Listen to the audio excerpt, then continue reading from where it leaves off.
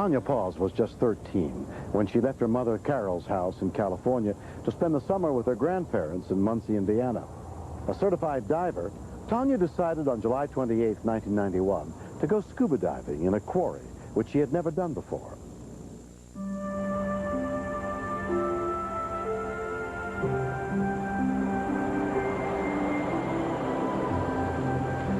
Tanya's watched me dive in this quarry, and she'd heard about all the things that were in the bottom of the quarry that you could see as a diver, and so she wanted to go down and see those things that she'd heard about for years.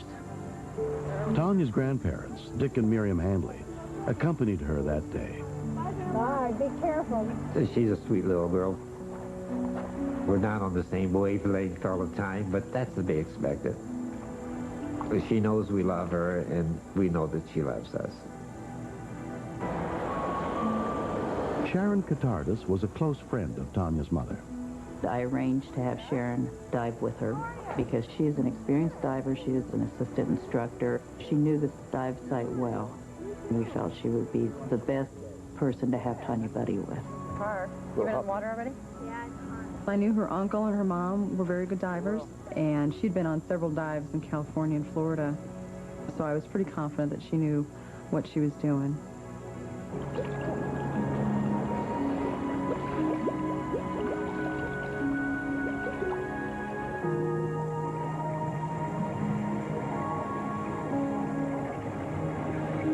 Visibility's not that great, and it is very cold, but when you're landlocked and there's not a beautiful ocean or anything else to go diving in, and you love to dive, you're going to go diving in what you have available.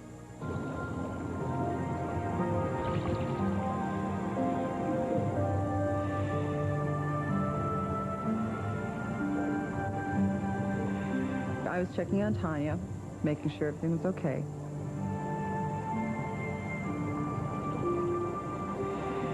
She controlled her buoyancy very well, so she seemed pretty comfortable at that point.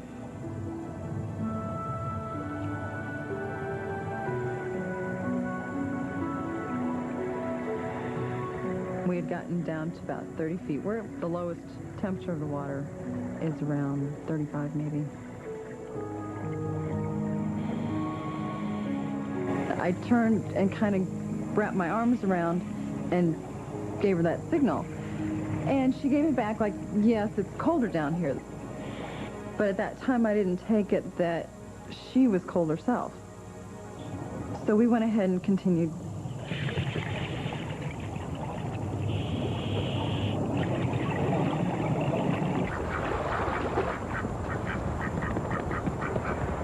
I had a premonition that Tanya should not dive. And I felt so strongly about it that we called her mother and said, I just don't feel comfortable doing this.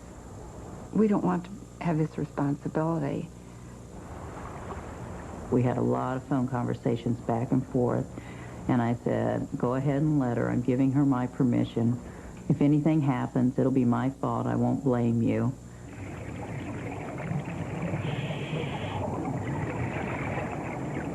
At a certain point, she tugged on my fin.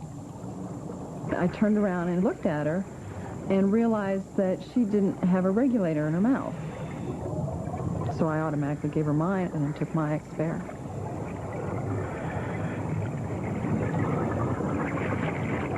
I looked over her shoulder and tried to find out what was wrong, where her regulator went to. And I saw that her tank had slipped out of her BC and was down quite far. But we were so close when we were buddy breathing together that I couldn't reach around her and pull up her tank. So I made the decision to come up and see if we can get it resolved at the surface. Next. I knew if I let go, then the air would have to go with me, and she wouldn't have anything.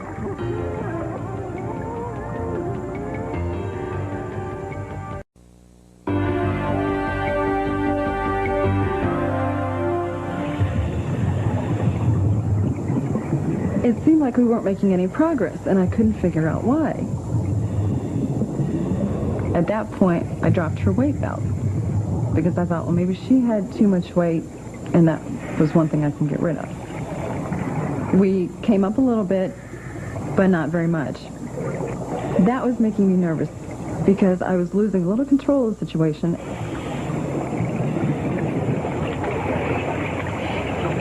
At that point, I dropped my weight belt, thinking that maybe I was overweighted. As I started to float towards the top, I was losing my grip on her because she wasn't coming up. I knew if I let go, then the air would have to go with me, and she wouldn't have anything. All the air that I had in my suit and my VC just pulled me right up to the surface.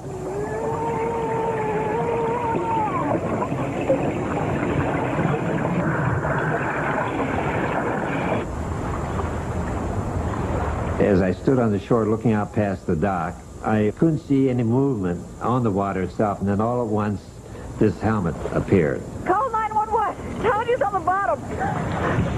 Miriam, call 911. I had everything working against me. I had no weight belt, I had all that buoyancy, and exhaling all my air is about the only thing I could do to help me get down and really fight and swim and kick to get back down to her. I was feeling guilty that I couldn't get her up to the surface safely the first time.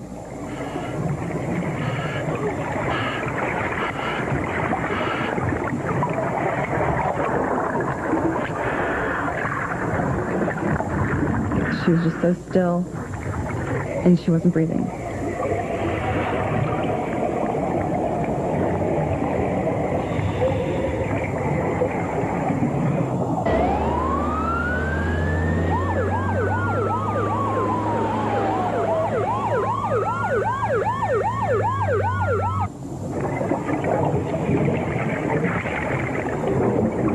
I was very scared. I just wanted to get her up and out of there. But if you come up too fast and you're not breathing, you could blow a lung very easily.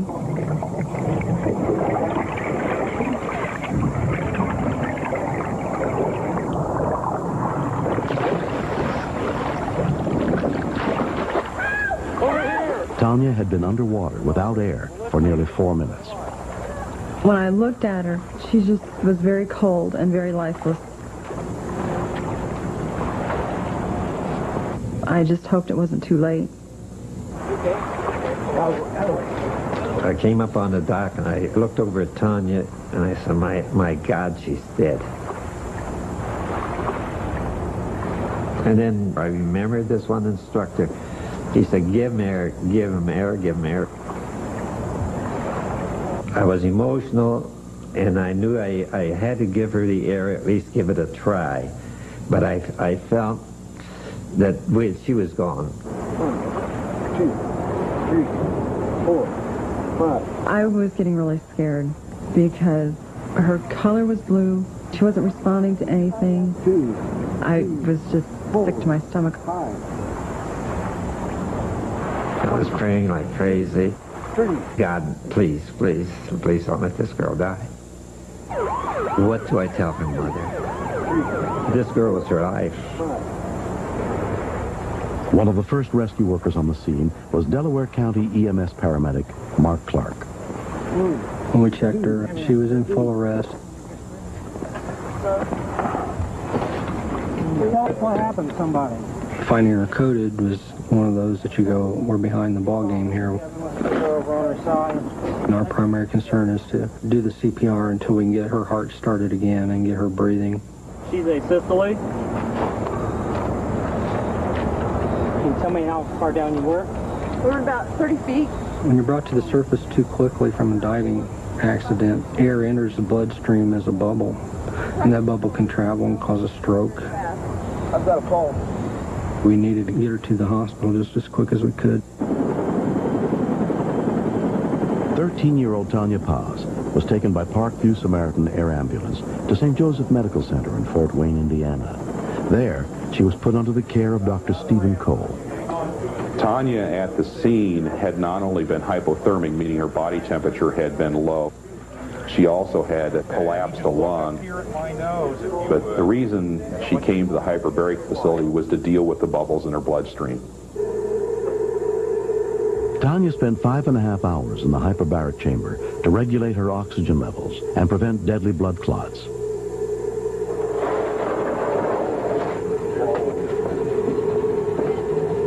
It was almost unbelievable. It was like a small submarine. I tapped on the window. Then she turned her head.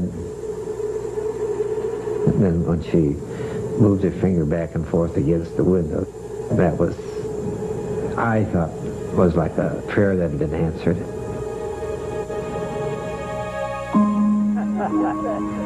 I don't know about that. We're all 4 years have passed. Although she spent 11 days in the hospital, Tanya suffered no permanent injuries from the incident. I thought he only looked like 80. She did a lot of swimming before she did her dive, so she was lowering her body temperature without even realizing it before she went down into that cold water. It was too much to bear. I couldn't handle it. Tanya had become so disoriented by the cold, she didn't notice her regulator was caught. I didn't know anything about hypothermia then, so I've learned a lot. And then I just yeah, that's good. She's a wonderful person. She has a very good outlook on life and how to handle things. And I'm just glad that I was there to help her and get her out of that situation. I try to tell Sharon how much I appreciate it, but it's hard for me because I don't want to think about myself almost dying. I can't even express how much I'm happy to know her unless she's a part of my life. I love her more than anything. I think Sharon, what she did was almost unbelievable as far as physical strength.